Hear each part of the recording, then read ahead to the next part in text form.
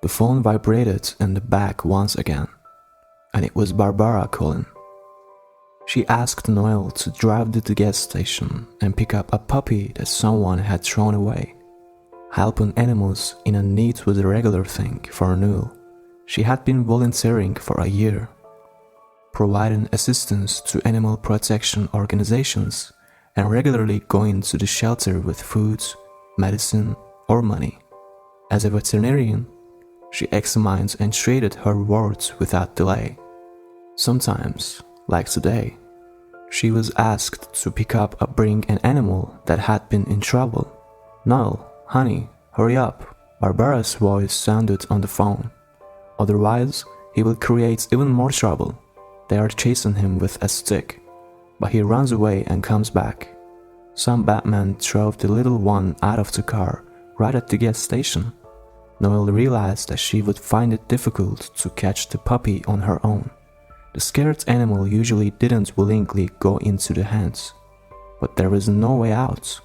She called a taxi and rushed to the gas station.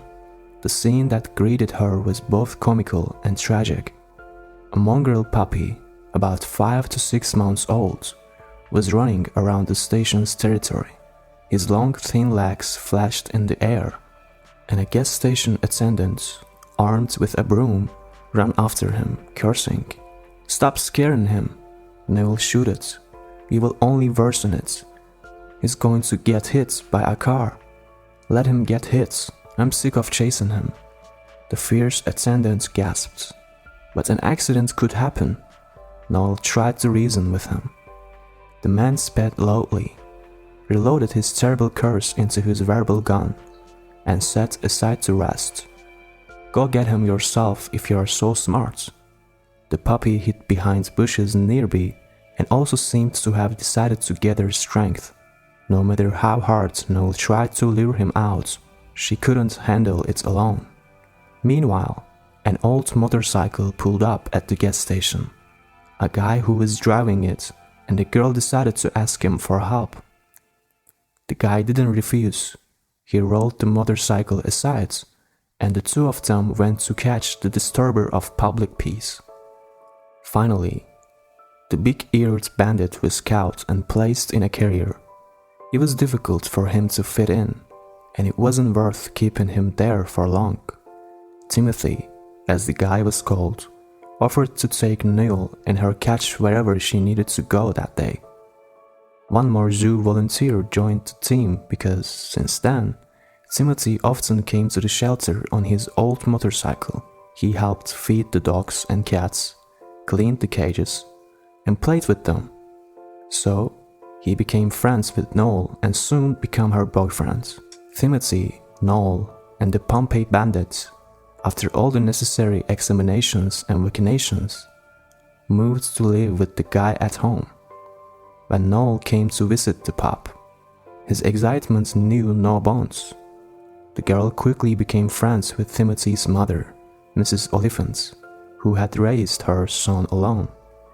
They lived simply, without much wealth. The only riches Timothy had was his familiar to Noelle motorcycle, inherited from his grandfather. Now he also had the bandits, their shared treasure and talisman. Mrs. Oliphant was a very kind woman who immediately treated Noelle as her own daughter.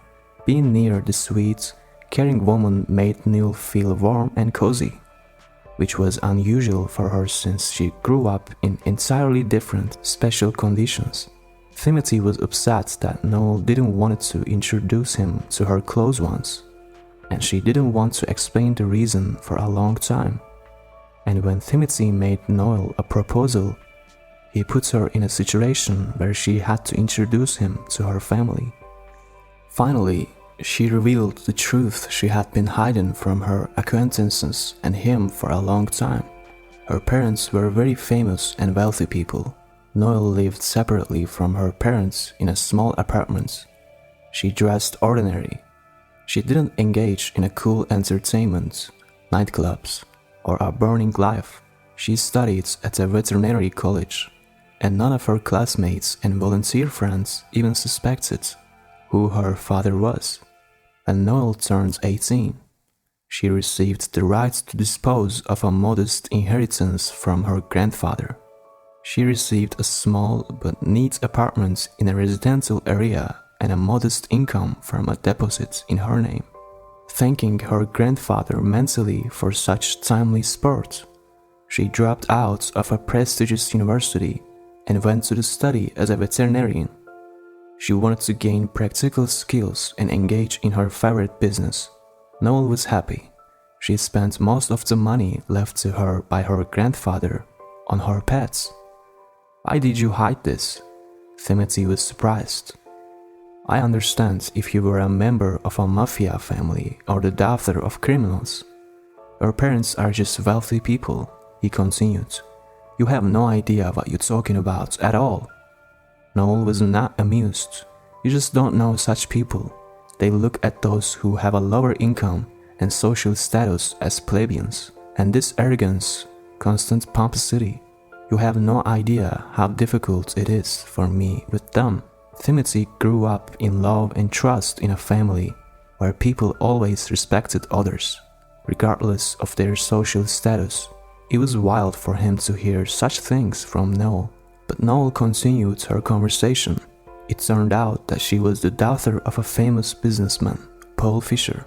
Unlike their eldest son, the girl had always been the black sheep in the family, which they tried hard to repaint. When she left the second year of the most prestigious university and went to study as a veterinarian, her parents announced that they didn't want to know their daughter, and they wouldn't give her a penny until she came to her senses and returned to school. Can you imagine? Since childhood, I dreamed of healing animals, but they wanted me to become a diplomat, Noelle said. "Tell me, please, what is the passion of people to cut everyone into a camp? What do you need to be happy?" "I haven't really thought about it," Timothy replied.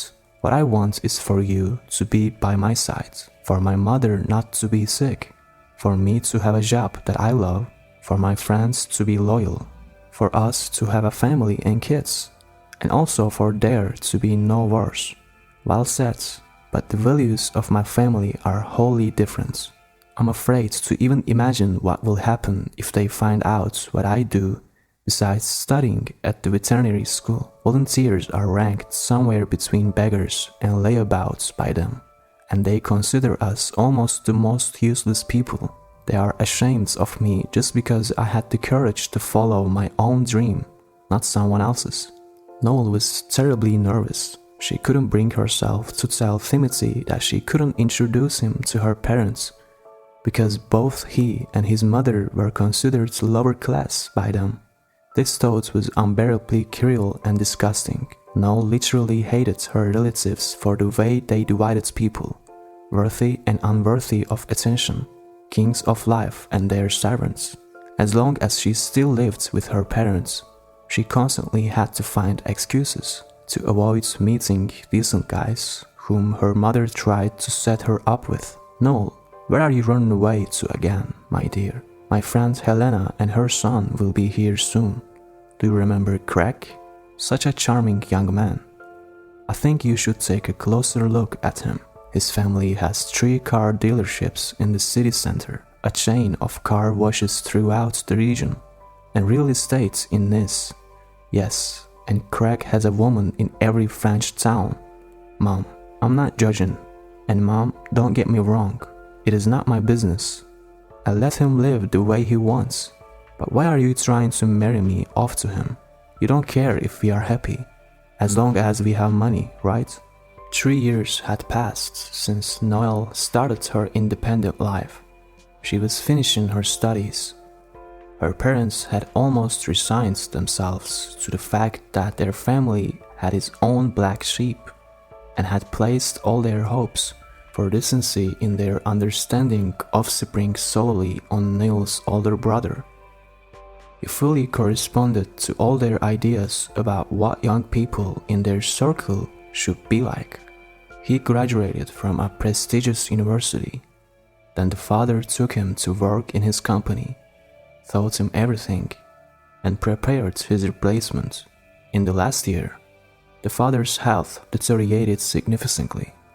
Unfortunately, He had no idea that his son would become a gambler and that in just a few years he would be proud of his daughter and curse the day when he decided to entrust his company to his son, who would soon lose everything that his father had achieved in his entire life. But that will be later, and right now, Noelle had no time for her parents and their moralizing. She loved Timothy with all her heart. They often rode together on the bike, and Noelle, clinging to her fiancé with all her body, felt like the happiest person on earth. However, Noelle still had an important conversation with her parents ahead of her. She needed to tell them about her upcoming wedding and introduce them to Timothy. To prepare for the conversation, she became a model daughter for a few days, attending family dinners and events she previously ignored. "Mom, I wanted to talk to you today. Our conversation will be serious, so don't plan anything for tonight.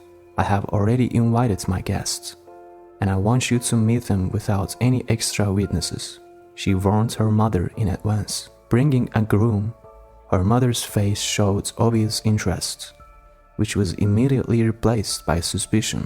"Is he from a decent family? Who is he? I hope he won't be ashamed of your choice." "Mom, please don't start. I sense a catch here. Who is this man, Timothy?" She explains. "He is an ordinary guy. He is not a banker or a businessman. His mom and he only have a 2-room apartment in a residential area and an old motorcycle. But I love Timothy, and I really want you to accept him. As your own motorcycle? 2-room apartments? Does he live with his mother? What are you talking about? Have you lost your minds? There can be no talk of any Timothy in our house, not even for a second. And this ragamuffin won't have his food in our house," her mother exclaims. "Fine, Mom. Then I am a ragamuffin too, just like Timothy. By the way, Mom, I have been a volunteer all this time. I did all kinds of dirty work, you know. I cleaned up after flea-infested dogs and treated cats with ringworm," said Noelle, who decided to set the record straight once and for all. From that day on, she never appeared at her parents' house again, rented out her apartments, and moved in with Timothy. After defending her diploma, Noelle got a job at a veterinary clinic and, under the guidance of Mrs. Oliphant, learned to bake pies. She enjoyed taking care of him and secretly dreamed of a baby who would look like her blood. Time passed, and they prepared for the wedding together. They worked hard, and Timothy managed to get a good job as a manager in a good company. They were still far from having a lot of money, but they didn't dream of having a lot. They believed that together, with their persistence and hard work, they could overcome all difficulties. An unexpected call distracted Noelle from preparing dinner. It's probably Timothy getting back from work. Apparently, he just wants to ask what to buy for tea. "I will ask him to buy a cake to celebrate the big news," thought Noelle, and smiled at her thoughts. Timothy did not know yet that tonight there was a big surprise waiting for him. Noelle was pregnant, but an unknown number appeared on the phone. Noelle answered the call, and at that moment, Mrs. Oliphant saw her future daughter-in-law turn deadly pale and stagger, leaning against the wall. Noelle gasped for air silently. Unable to speak, Mrs. Oliphant took the phone and heard. "He is in the intensive care unit right now. He needs urgent surgery. His life is in danger." Not understanding anything, Mrs. Oliphant asked, "Who are you talking about?" The voice on the other end of the line explained. Timothy Oliphant was brought by an ambulance to the intensive care unit of the 3rd hospital. "You need to come to us as soon as possible. Apparently, he will need to be transported to the capital." The woman had no time for fear and tears. The surgery in the capital would demand a big sum of money, so they both ran around the apartment. gathering everything valuable that could be pawned. Noelle took all the money she and Timothy had saved for their wedding and rushed to the hospital with Mrs. Oliphant. Of course, they were not allowed into the intensive care unit. Only after 2 hours of excruciating waiting, the doctor finally came out and explained that Timothy was hit by a car on his way back from work. He was riding a motorcycle and was cut off by a speeding driver. The injuries were all over his body, but the most serious was the damage to his brain. We assessed his condition as extremely severe, critical. We provided emergency care to the victim, stopped the bleeding. I am not certain that our neurosurgeons are competent enough to help Timothy. I would advise you to try to go to a clinic with one of the most experienced neurosurgeons in the country. But I'm warning you right away that it's a lot of money. So if you want to save the life of your son and husband, look for them urgently, explained the doctor. Mrs. Oliphant burst into tears when she saw the amount of money required. Even if she sold the apartment, she knew she could not collect that much money in time. Please don't cry. I will try to get it. I will sell my apartment. It's more expensive. We will save Timothy, Noelle assured her. But there was simply no time and strength to deal with realtors and all the formalities. At the time, Noelle decided to turn to her parents. She was ready for any humiliation before them, just so they would give her money on credit and help save the father of her future child. She stormed into her parents' house with her hair disabled, tearful and blushing. Her appearance scared her relatives, but they were too angry with their daughter to rush to her and ask what had happened. "Why are you bursting into the house like a crazy person?" her father asked sternly, as if nothing had happened. "Dad, I really need money. My Timothy is dying. He urgently needs surgery in the capital. Please save him. Give me money on credit, only on credit. I will sell my apartments. I will pay everything back, but I need it urgently, very urgently. Do you understand? You left home. You abandoned your father and mother, and now you want to talk to us about money that you always despised." Her father's nostrils flared with anger. "You won't get a penny from me. Let your boyfriend die. It will be better for everyone," her father coldly replied. Noelle looked at her father with disbelief. She was used to his arrogance, but she never expected to hear such terrible, soulless words from him. She turned to her mother and saw the cold indifference in her eyes. Her mother shook her head and said, "Your father is right. You have no right to ask us for money. You betrayed us when you got involved with that ragamuffin. We hope your madness will pass soon, and we are not going to interfere in that man's troubles." Her parents walked past her and left the room in silence, clarifying it for Noelle that pleading with them was useless. She already knew this, as well as the fact that she had lost her parents forever. She ran out of the house, realizing she would never return. "Nicole, my dear." A voice came from the garden under the open window of the living room where the most disgusting conversation of her life had just taken place. Noelle saw her grandmother, the only person in their family whom she loved and who had always been on her side. "I heard your conversation. My son is very upset with you. He doesn't understand how cruel he's been, but he just wants you to obey his will," the elderly woman said, as if justifying her son. "And I don't want you to suffer. Look what I have." She handed Noelle a gold credit card that she always kept in a small purse. "Do you know that your grandfather left us an inheritance? Less for you," the old woman smiled slightly, "and more for me. He was a smart man and understood that young people couldn't be given fish. It's enough to give them a fishing rod so that they can learn to catch it themselves. But sometimes There are moments in life when we have to act quickly and help each other. I haven't spent my money. I haven't even withdrawn the interest. I don't need much. I think a decent amount has accumulated there. I don't need it. But you and Timothy have to live. Take this money and save your blood.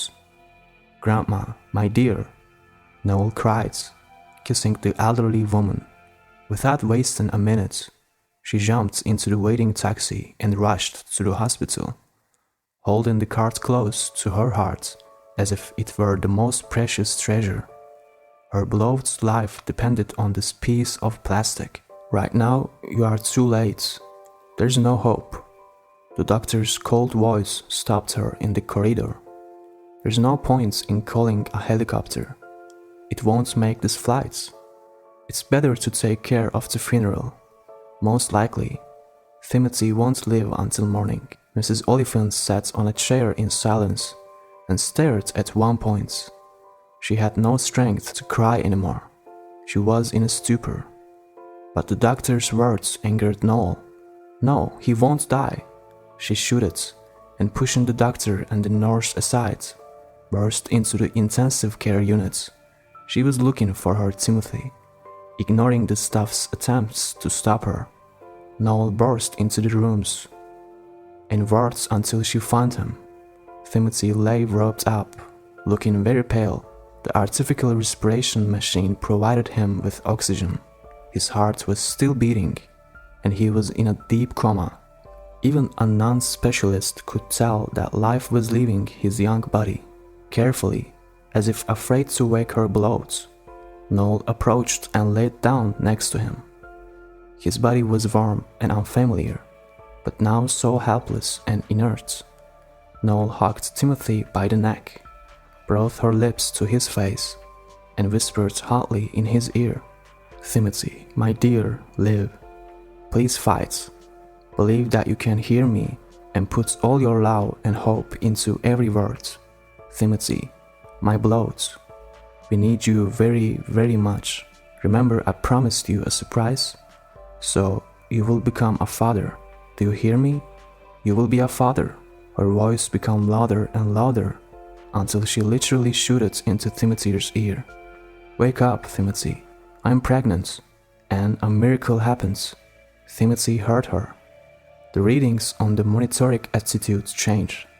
His pulse and pressure increased, and his eyelashes twitched. "Faster, come here. He's alive. He hears me." Noel shouted, calling for doctors to help. Everything started moving, and after a couple of hours, the grandmother's credit card paid for Timothy's transportation by helicopter to the capital.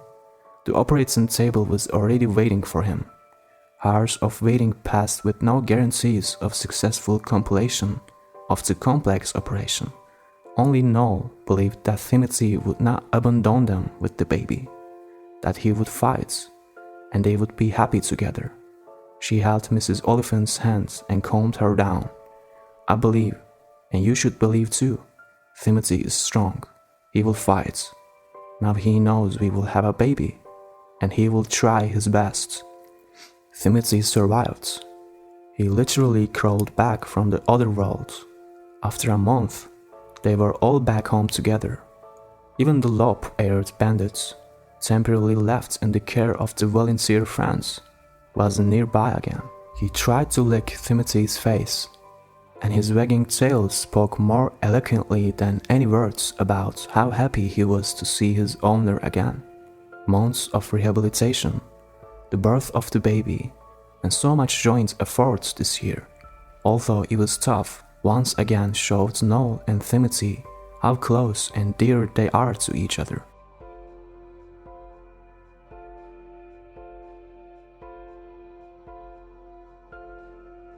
Thank you for joining us today on Deep Stories. Be sure to like and subscribe and hit that notification bell so you don't miss out on our next video.